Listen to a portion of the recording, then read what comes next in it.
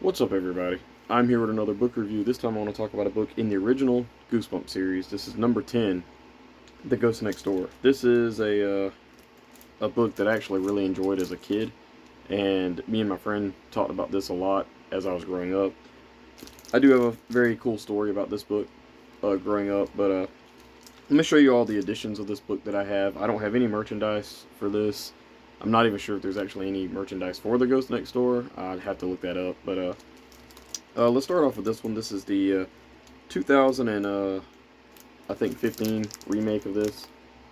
Very cool. They got this ghostly hand ringing a doorbell that looks a lot like, or a door knocker that looks a lot like the Haunted Mask, which is pretty cool. Pretty sure Brandon Dorman did this cover. Not a bad cover. Pretty cool. And this one is actually the one that I was way more nostalgic for growing up. Um, so yeah, let me take you guys back to when I was growing up. Um, I was collecting these books, and I can only find them at Goodwills and thrift stores, and I didn't have this one. And I remember a friend of mine telling me that The Ghost Next Door is like the best Goosebumps book ever. Like, it's one of his favorites. And I remember going into Walmart, and you can kind of understand my surprise because the books were out of like style. They quit printing, or I don't know if they quit printing them, but they didn't really have them out in like the new stores anymore. So I was going through Walmart, and I remember seeing this Ghost Beach hooded figure thing, and I thought this was a fever dream, but I actually found it for sale. It's like this big cardboard cutout, and it had all the books in there. And me, as a kid, I was with my friend and another friend, and we were going, and I seen all these books. And this was during a time where I couldn't really look up the covers. I didn't have internet, so I kind of went over to this thing, and I just kept staring at the covers, like trying to like make them stay in my brain for as long as possible. And I remember seeing The Ghost Next Door, which was cool. And I don't remember exactly what combination of books, but I remember going back to Walmart like 3 times and getting 2 books a piece each time I'd go. And I remember getting this one, and I think I got the Gorilla, How to Kill a Monster. I think I got that one, and or either The Abominable Snowman of Pasadena and How I Got My Shrunken Head. So I wanted to get two that I didn't like. I never really seen in public or anything like that, because I think that I saw The Ghost Next Door in public, but my friend was telling me you need to get this one. It's good. You'll like it. And yeah, so I ended up going home with this and reading it on the school bus and thinking that it was just really good and really amazing. Some of the things probably didn't hit with me as much as it did as an adult.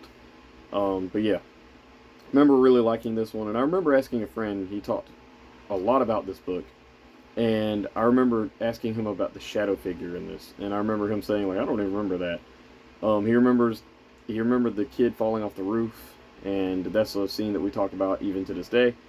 And yeah, so yeah, I have a lot of nostalgia for this edition of this book, mainly because of that, which is really cool.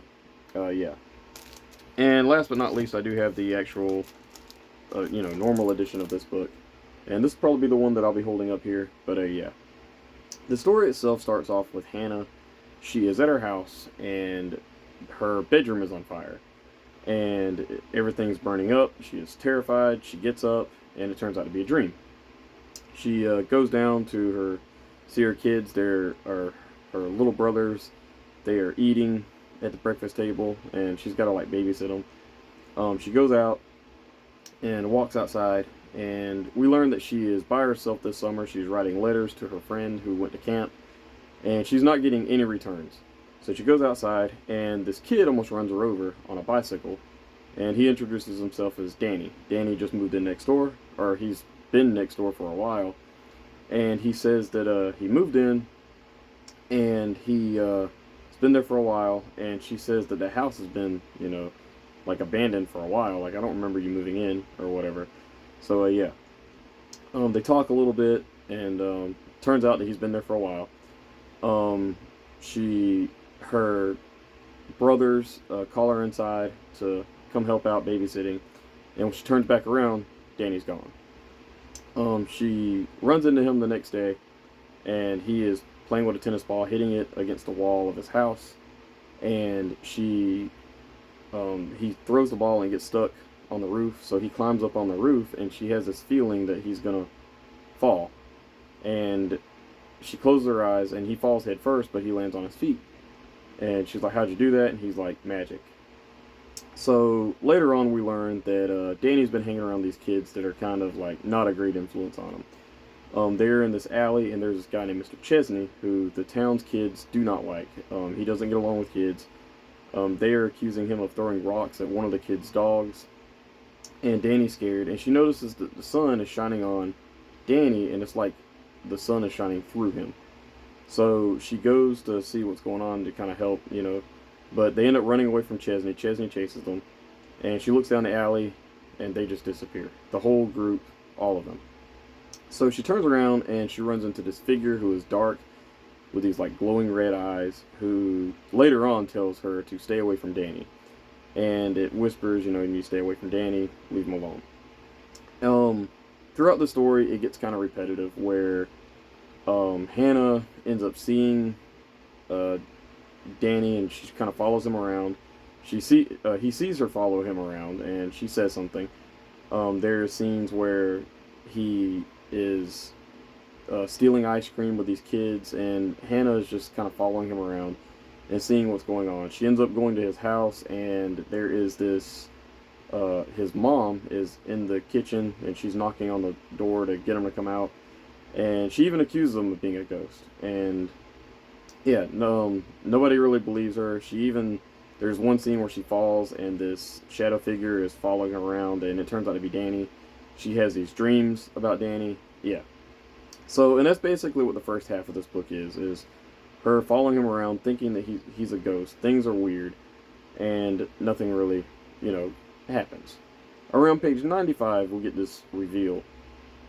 And it kind of comes out of nowhere. And I knew it was coming, and that's kind of one of the reasons why I wouldn't say I couldn't necessarily get into this book. It was just like, I was reading something that I knew was going to happen.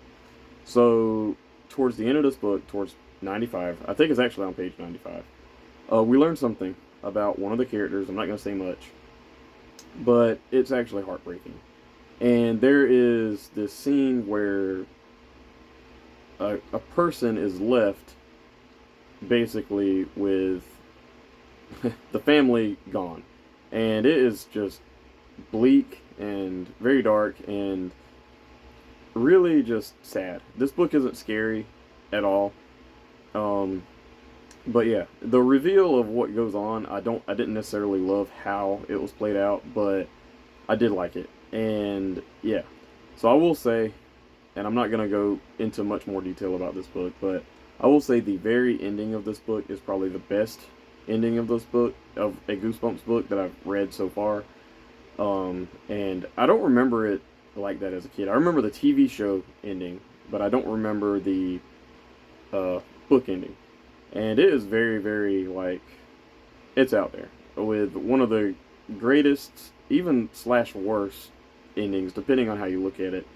But yeah, it's really, really crazy. And yeah, very sad. I will admit that I kind of almost, choked up a little tear there reading this. And it was like, this is a kid's book. So this didn't hit when I was a kid. I didn't even get sad at all when I read this. I thought it was just like, oh, that's pretty cool, whatever. But yeah. The Ghost Next Door, I will say, I'll give it a 4 out of 5 stars. I don't think it deserves a 5. And that's because the first half of this book is just repetitive things. This girl following Danny around. And Hannah's actually a little annoying at times, especially when she's like beating on the door to get his mom to answer it. And it turns out his mom is deaf. So she kind of feels kind of bad. But the ending of this kind of made up for that. But yeah. The Ghost Next Door, I give it a 4 out of 5 stars. It is a very strong book in the series, and if you came up to me and said that this is your favorite book, you give it 5 stars, I would not even think twice, because, yeah, I do think that I came close to giving this a 5 stars just because of the ending, just because past page 95. But the first half was just very repetitive, and very, not much happens. It's just, other than this kid falling off a roof. And, yeah. Not going to say much more about that because I don't want to spoil anything. But yeah, The Ghost Next Door is a definitely must read in the Goosebumps series. I do think you should at least read it. If you don't read any Goosebumps books, you should definitely try this one because it's crazy. Yeah. that's all I got for this one. 4 out of 5 stars for me. Please let me know in the comments below. Is The Ghost Next Door your favorite book in the original Goosebumps series? I think that Austin over at Monster Blood, I think that this was his favorite when he did the rankings. And yeah, again, if you tell me this is your favorite, this is better than anything else, I'd believe you. It's not my personal favorite, but it is very close. But yeah, 4 out of 5 stars from me, guys. Thank you, and goodbye.